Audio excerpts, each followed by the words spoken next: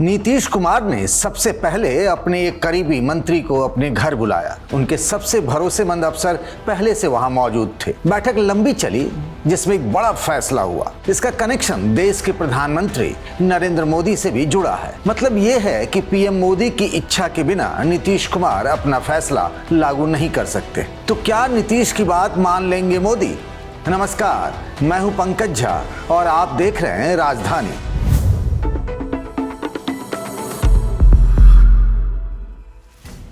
दिल्ली में प्रधानमंत्री के घर 7 लोक कल्याण मार्ग पर कैबिनेट की बैठक खत्म हो चुकी थी। बैठक में मौजूद बिहार के एक मंत्री से कुछ देर बाद मेरी मुलाकात हुई। ब्लैक कॉफी पीते हुए बोले, प्रधानमंत्री को समझना बड़ा मुश्किल है। वे इस बात से हैरान थे, थोड़े परेशान भी थे कि कैबिनेट की मीटिंग में पीएम मोदी ने नीतीश कुमार की तारीफ कर दी थी। ये बात उन दिनों की है जब नीतीश बीजेपी के साथ नहीं थे, मतलब बिहार में महागठबंधन की सरकार थी। इसके बावजूद प्रधानमंत्री का विपक्ष के मुख्यमंत्री के काम की सराहना करना उनकी समझ से बाहर था। मोदी ने तो मंत्रियों से बस इतना पूछा था कि आप लोग फाइलों पर नीतीश कुमार की नोटिंग पढ़ते हैं या नहीं। कई बार तो उनके कमेंट 2-2 पन्नों के होते हैं। संयोग से मुझे कुछ ऐसी फाइलें देखने का मौका भी मिला है। अब लौट कर चलते हैं नीतीश कुमार के घर बीते दिनों हुई एक मीटिंग की, जिसमें बिहार के वित्त मंत्री विजेंद्र यादव मौजूद रहे। नीतीश कुमार के सलाहकार और प्रिंसिपल सेक्रेटरी दीपक कुमार भी शामिल हुए। महिलाओं को मिल रही 10,000 रुपये वाली योजना पर लंबी चर्चा हुई।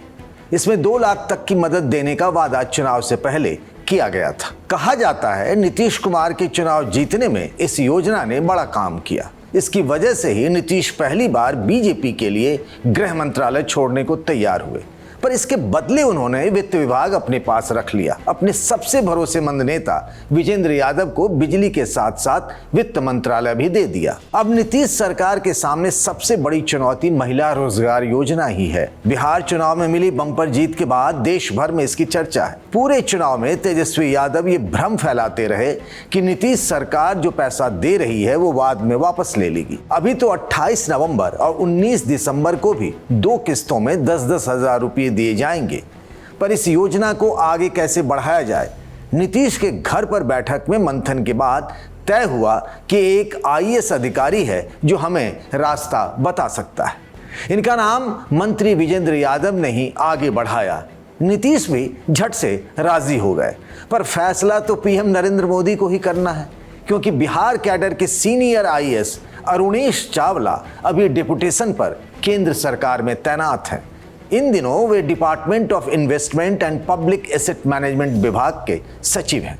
इससे पहले वो देश के रेवेन्यू सेक्रेटरी भी रहे। 1992 बैच के आईएएस चावला आर्थिक मामलों के एक्सपर्ट बताए जाते हैं। पीएमओ में काम कर चुके एक रिटायर्ड आईएएस ने बताया कि पूर्व प्रधानमंत्री मनमोहन सिंह भी उनकी तारीफ किया करते थे।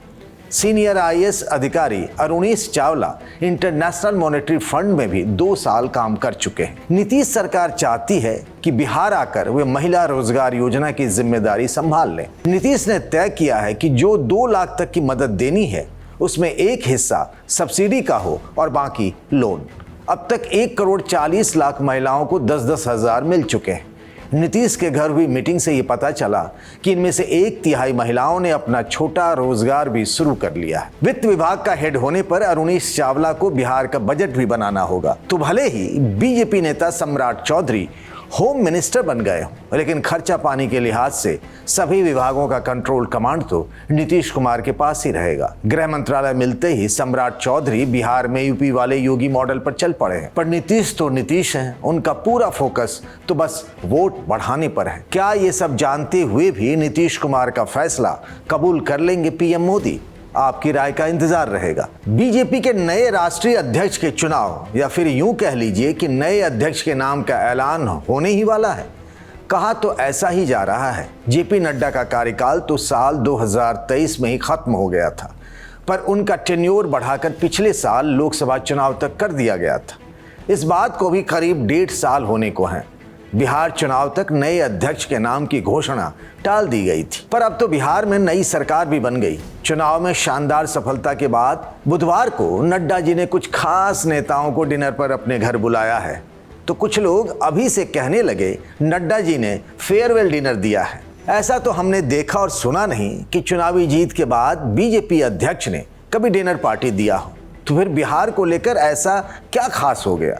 दिल्ली में नड्डा के घर होने वाली दावत में बीजेपी के 45 नेताओं को निमंत्रित किया गया है, जिसे सुपर 45 कहा जा रहा है। चुनाव के रिजल्ट आने से पहले किस्म किस्म के जानकार बताते थे कि जेडीयू सबसे बड़ी पार्टी बन सकती है, पर नंबर 1 पार्टी तो बीजेपी बनी, जबकि दोनों ही पार्टियां बराबर सीटों पर लड़ी थी।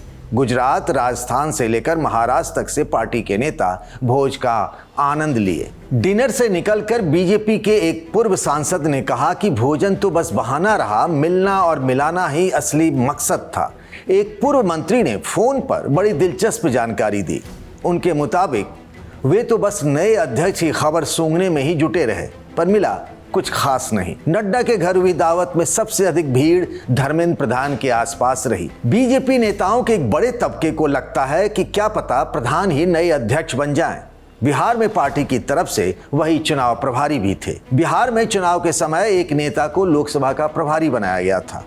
लोकसभा की 40 सीटें हैं। धर्मेंद्र प्रधान के साथ 2 सह प्रभारी भी लगाए गए थे, केंद्रीय मंत्री CR पाटिल और यूपी के डिप्टी CM केशव प्रसाद मौर्य।